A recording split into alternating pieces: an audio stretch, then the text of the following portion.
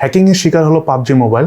অবশেষে বাংলাদেশ মার্কেটে অনেক দিন ধরে লস করতে থাকা হুয়াওয়ে তাদের ব্যবসা গুটিয়ে চলে গেল চায়নাতে।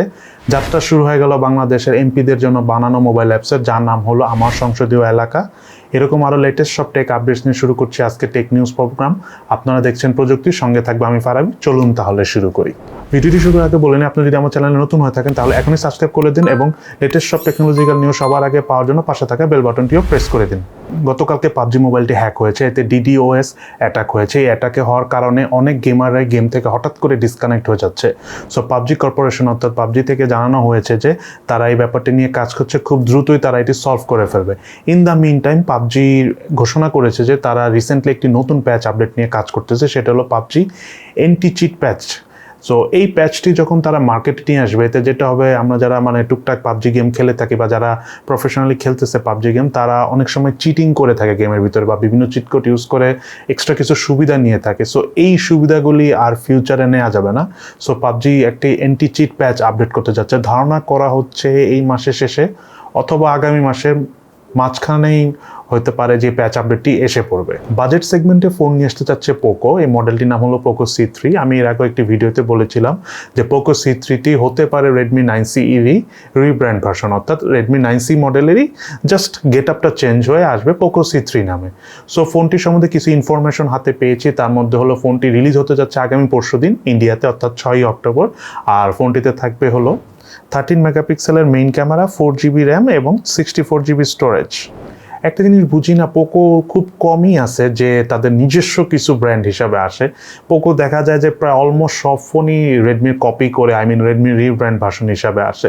এই জিনিসটা আমার কাছে খুব একটা ভালো লাগতেছে না পোকোর। জাস্ট আমার মনে হয় পোকোর X3 NFC মডেলটাই মনে হয় লাস্ট যেটা ওদের নিজস্ব বানানো মোবাইল। এছাড়া কিন্তু মোস্ট অফ দ্য মোবাইলই রেডমির রিব্র্যান্ড হিসাবে আনে।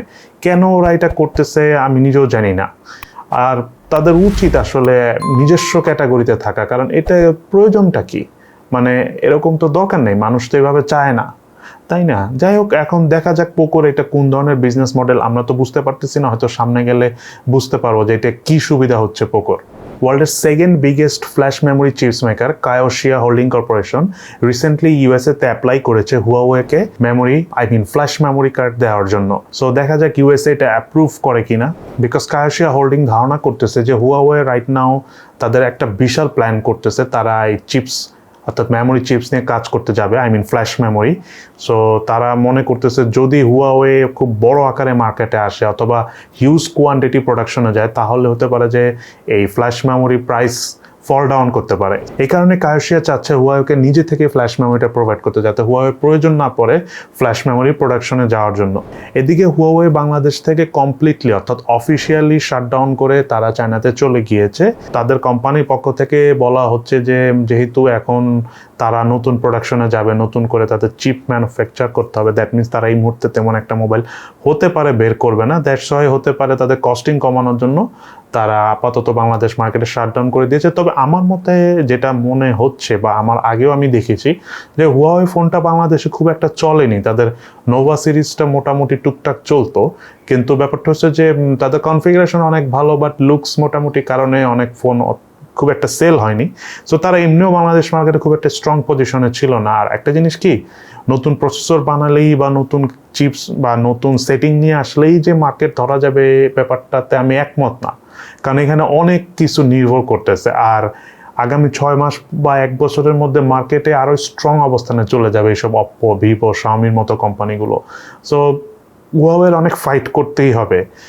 এটা বলাটা খুবই আজব যে নিজের দেশের সাথে ওনার ফাইট করতে হবে, অর্থাৎ নিজের দেশের কোম্পানিতে অপ্পো, ভিভো বা শাওমি এদের সাথেই তাদের ফাইট করতে হবে। আমার কাছে হুয়াওয়ের ফিউচার অ্যাটলিস্ট এশিয়ান জোনে খুব একটা স্ট্রং মনে হচ্ছে না।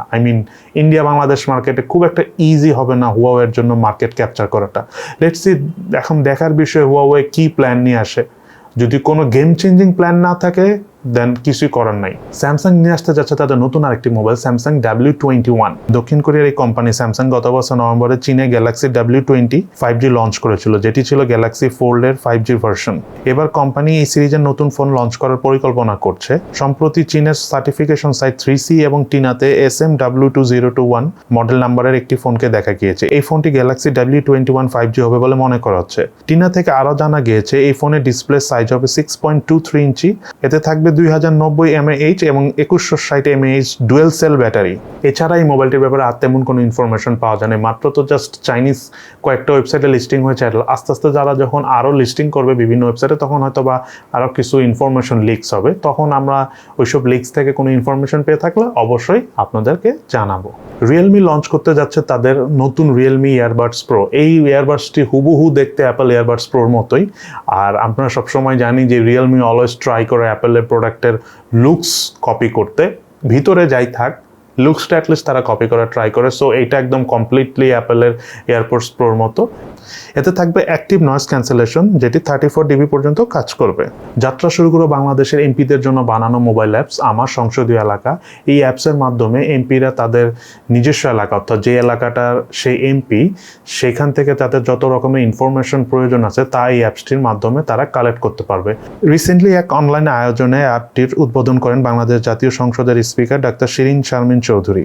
আজকে তাহলে এই পর্যন্তই, দেখা হবে নতুন আরেক পর্বে নতুন সব টেক নিউজ নিয়ে। ভিডিওটি ভালো লেগে থাকলে অবশ্যই লাইক করবেন এবং সাবস্ক্রাইব না করে থাকলে এখনই সাবস্ক্রাইব করে ফেলুন। সবাই তাহলে হেভি ভালো থাকুন, এই শুভেচ্ছা নিয়ে শেষ করছি আজকে টেক নিউজ প্রোগ্রাম।